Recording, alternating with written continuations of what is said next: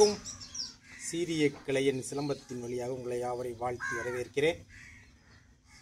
இப்போ என்ன முடுக்குப்பத்து சிலம்படி வரிசை பார்ப்போம்.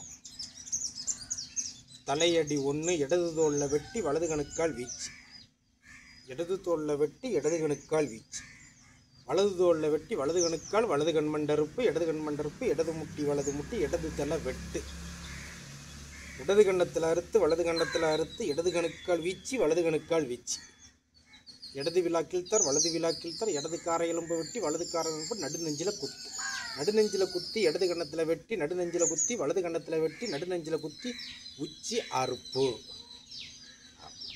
இடது கணத்தில் அறுத்த ஒன்று திரும்ப விழாவுல குத்தி இரு சுத்த அறுப்பு, இரு சுத்த அறுப்பு ஏறி குத்தி இடது கண்ணத்தில் அறுத்து வலது கணுக்கால் வீச்சு அப்படி வீச்சுறாங்க. இப்போ 7 8 இடது விழா கிழ்த்தார் வலது விழா கிழ்த்தார் இடது காரை எலும்பு வீசி இடது தோளை கை மாற்றி வீச்சு வலது தோளை கை மாற்றி வீச்சு இடது காரை எலும்பை உடைச்சி வலது காரை எலும்பை உடைச்சி பெரட்டி குத்து. எங்கள் குதிரை முகத்தில் குத்து. 9 இடது விழா கிழ்த்தார் வலது விழா கிழ்த்தார் இடது கண்ணத்தில் முகவா வீச்சு வலது கண்ணத்தில் முகவா வீச்சு இடது தோளில் மேல் தர அறுத்து வலது தோளில் மேல் தர அறுத்து இடது கண்ணத்தில் வீச்சு வலது கண்ணத்தில் வீசி திரும்ப குதிரை முகத்தில் குத்தணும். இல்லாட்டா விழாவில் குத்து. 10 விழாக்காரம் இடது விழா கிழ்த்தார் வலது விழா கிழ்த்தார் இடது காரை எலும்பை வெட்டி வலது காரம் இடது விழா எரிகு, இடது கண்ணத்தில் வெட்டி வலது கண்ணத்தில் வெட்டி வலது கணுக்கால் வீச்சு அடித்து வலது கண்ணத்தில் வெட்டி இடது கணுக்கால் வீச்சு 10.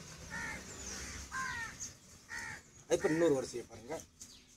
நடுநெஞ்சில் குத்தி இடது கணுக்கால் இடது கண்ணம் வலது கணுக்கால் வலது கண்மண்டறுப்பு இடது கண்மண்டறுப்பு இடது முட்டி வலது முட்டி இடது தலை வெட்டி வலது விழா குத்து இடது சென்னி வீசி வலது சென்னி வீசி இடது விழா குத்து பின்னேறி குத்து உச்சி அறுப்பு.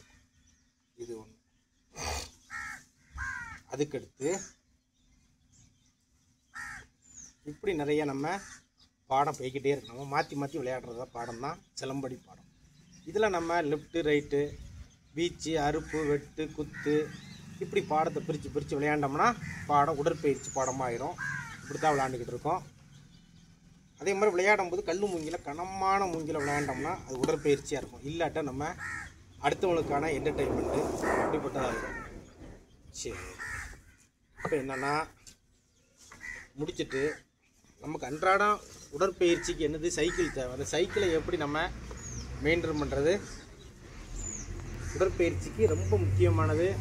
இதே மாதிரி வயசான ஆளுகளுக்கு இன்னுமே சைக்கிள் ரொம்ப அத்தியாவசியம். அந்த சைக்கிளை எப்படி மெயின்டைன் பண்ணுறது அப்படின்ட்டு பார்ப்போம். நன்றி, வணக்கம். கட் பண்ணி